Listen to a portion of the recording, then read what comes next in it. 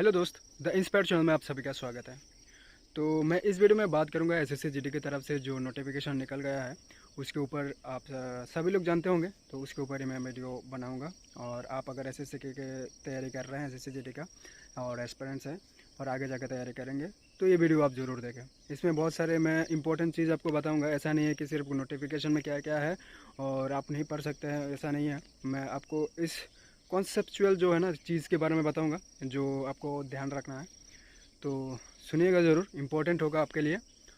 तो पहले मैं 3 पॉइंट आपको बता देता हूँ। एक है, जो अगर आप एसएससी की तैयारी कर रहे हैं तो आप वैकेंसी के ऊपर फोकस मत रखिए।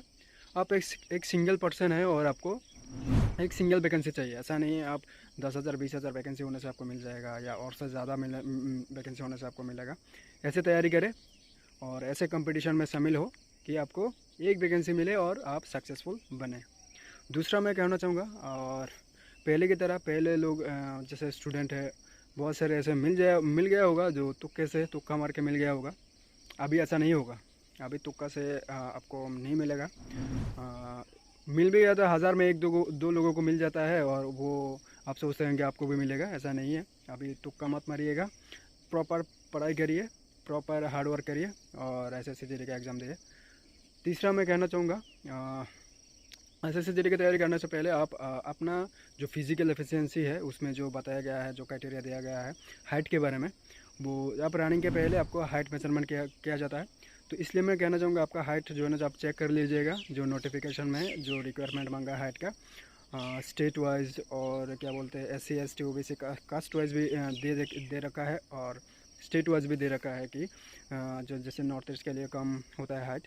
तो ऐसे आप चेक कर लीजिएगा आपका जो जून है, आपका जो कास्ट है, इस हिसाब से तो वो कितना हाइट आपसे मांगता है, वो हाइट आप मेज़र करिए। इसके बाद आप तैयारी करें, क्योंकि नहीं तो दिक्कत होगा। आप क्वालिफाई कर लिया रिटर्न में, फिर आप फिज़िकल नहीं दे पाएंगे तो दिक्कत है।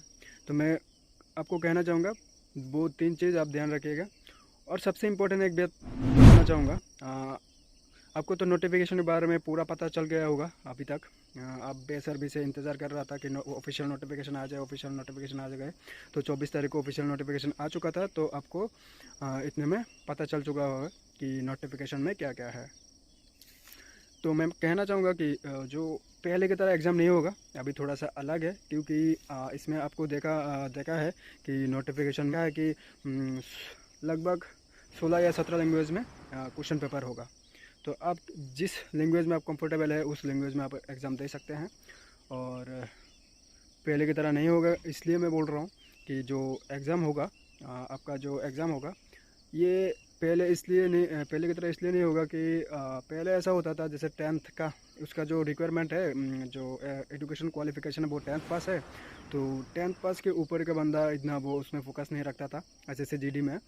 वो ऐसा सोचता है कि जैसे 12th पास किया है, वो सोचता है कि ग्रेजुएशन करेगा इसके बाद और अच्छा उसको नौकरी मिलेगा। अभी नौकरी का जो क्राइसिस है, इस बेसिस पे मैं कहना चाहूँगा, जो अभी ग्रेजुएशन किया है बंदा, वो SC है या ST है, तो उसको 5 साल का रिलैक्सेशन मिल जाता है, वो भी अप्लाई करता है।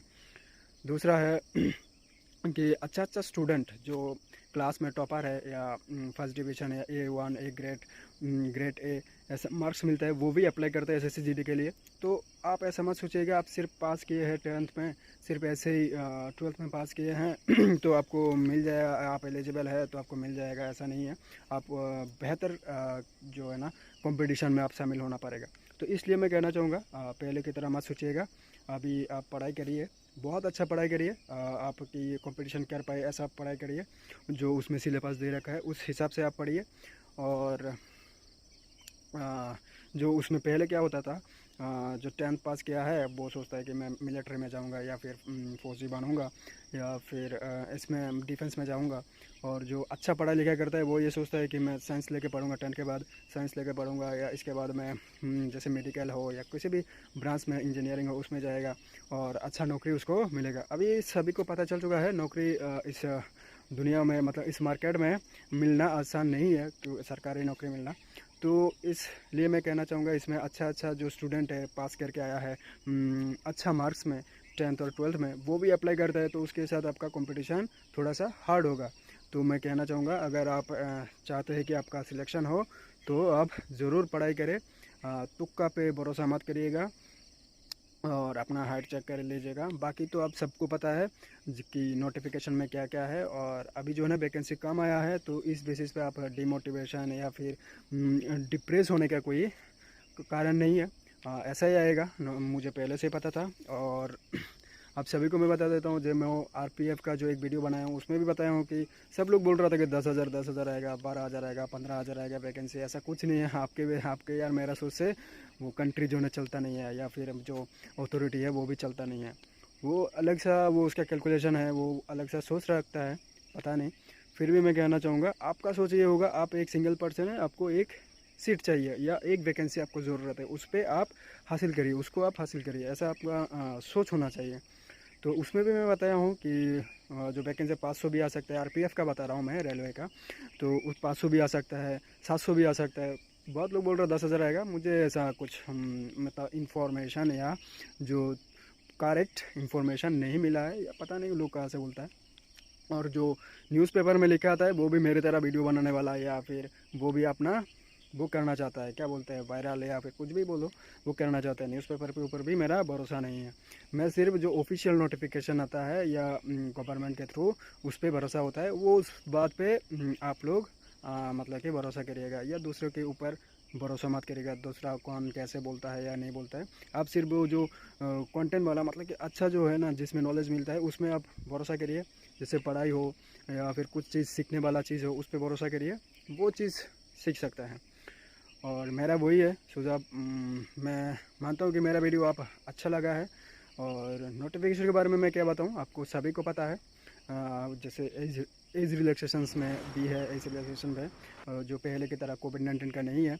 जो SC ST OBC उन सभी को मिलता है एज रिलैक्सेशंस, जो पहले मिलता था वो मिलेगा। और वैकेंसी 26,000 लगभग। और क्या मैं बताऊँ, ऑफिशियल जो एजुकेशन क्वालिफिकेशन 10 पास है, वो भी आपको पता है। सिर्फ वो ग्रेजुएशन किए हैं या 12 पास किए हैं, आप भी अप्लाई कर सकते हैं अगर आपका जो एज लिमिट में आप आते हैं। और क्या बताऊँ, और सिलेबस आपको पता है कि पिछले साल अगर दिए हैं तो पता है। और सिलेबस में जैसे रीजनिंग और GS GK ये सब आता है, मैथमेटिक्स ये सब आता है। और 160 मार्क का क्वेश्चन होता है। तो एक सिंगल क्वेश्चन 80 क्वेश्चन होता है, तो एक सिंगल क्वेश्चन 2 मार्क्स का। नेगेटिव मार्किंग भी है।